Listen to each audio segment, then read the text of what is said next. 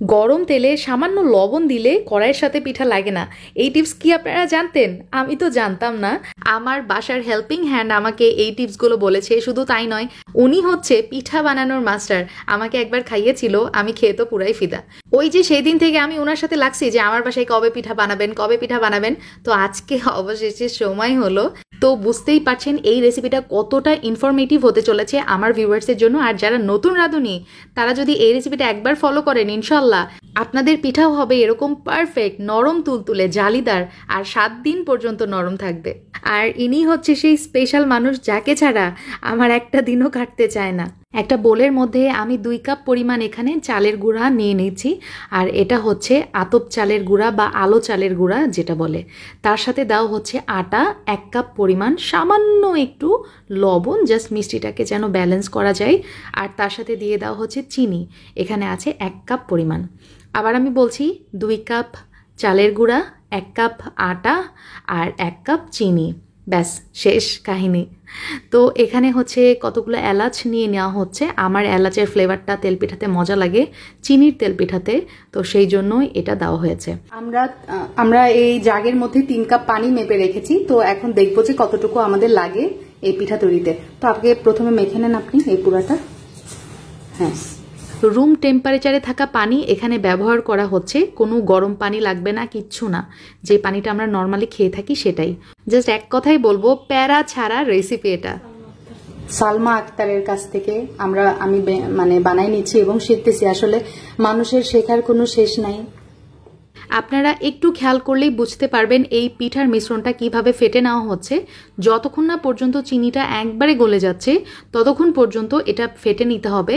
তেল পিঠার কিন্তু এই ফেটে নেওয়াটাই মেইন, ঠিক আছে? আর এই কাজটা করা হয়েছে 10 মিনিট ধরে।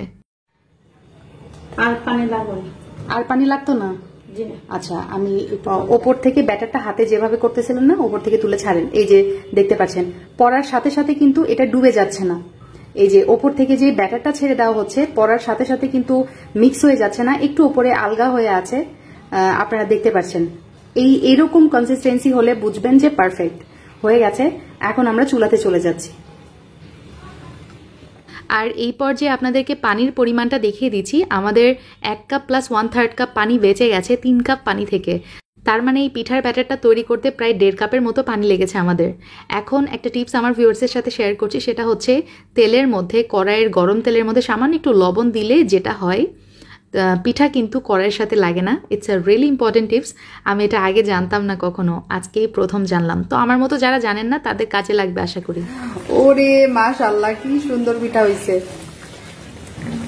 আচ্ছা, এভাবে একটু ফুটা করে দিতে হবে যাতে ভিতরের হ্যাঁ, যাতে ভিতরের হচ্ছে বাষ্পটা বের হয়ে যায়, আবার ভিতরে ভালো মতো কুক হয়, সিদ্ধ হয়। আচ্ছা ঠিক আছে, থ্যাংক ইউ। তো দেখতেই পাচ্ছেন আলহামদুলিল্লাহ প্রথম পিঠাটায় কি সুন্দর একদম মানে ফুলকো হয়ে ফুলে গেছে। আর আপনাদেরকে এখন আমি দেখিয়ে দিব, মানে এই পিঠাটা যেভাবেই দেন না কেন একবারে ইচ্ছা মতো ফুটবলের মতো ফুলে যাচ্ছে। আর এই যে দেখেন, আমি মানে উল্টাতেই পারছিলাম না, এরকম অবস্থা। আর পিঠার গায়ে একটু ফুটা করে দিলে যেটা হয়, পিঠাটা নাইসভাবে কুক হয়ে যায়। তো এখন আপনাদেরকে দেখাবো পাত্র চেঞ্জ করলে পিঠাটা ফোলে নাকি। এই পর্যায়ে আমরা একটা গ্লাস ব্যবহার করছি। তো গ্লাসের মাধ্যমেও আপনারা চাইলে এই পিঠাটা বানিয়ে ফেলতে পারেন। মোট কথা, তেলের মধ্যে পিঠাটা যেভাবেই দেন না কেন একবারে ইচ্ছা মতো ফুলে যাচ্ছে, এটা একবারে মানে সাফ সাফ কথা। তো যাই হোক, পিঠাটা উল্টে দেওয়ার পর এভাবে একটু ফুটা করে দিবেন, তাহলে বেস্ট রেজাল্ট পাবেন। তো উঠিয়ে ফেললাম। আর এখন আরেকটা ডাবু চামচ আমি চেঞ্জ করে নিয়েছি, একটু গর্ত বেশি সেই ডাবু চামচে। তো সেটা দিলেও মাশাল্লাহ খুব সুন্দরভাবে ফুলে যাচ্ছিল।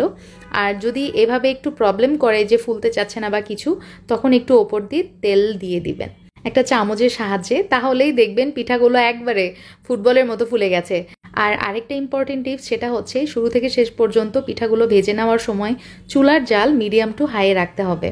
তো আলহামদুলিল্লাহ আমার সবগুলো পিঠা বানিয়ে নেওয়া কমপ্লিট। এখন আপনাদেরকে যেটা করব, পিঠাটা ছিঁড়ে দেখাবো, এটার মধ্যে যে কতটা পারফেক্ট হয়েছে সেটাই আপনাদেরকে দেখাবো, যে এর মধ্যে জালি জালি ক্রিয়েট হয়ে গেছে লিটারেলি। এই যে দেখতে পাচ্ছেন, ভিতরে তো একদম পারফেক্টভাবে কুক হয়েছে, আর কি সুন্দর একটা জালি জালি ক্রিয়েট হয়েছে। এরকম হলেই বুঝতে পারবেন পারফেক্ট, মানে এটাই হচ্ছে তেল পিঠার একটা সাইন। আর এই যে দেখেন, খুবই মজা ছিল এক কথায়। আর এই পিঠাটা একদম 7 দিনের মতো ভালো থাকবে, একটু শক্ত হবে না কিছু না, তবে রুম টেম্পারেচারে রাখতে হবে। বাসায় ট্রাই করতে পারেন। So enough for today. আল্লাহ হাফেজ, আসসালামু আলাইকুম।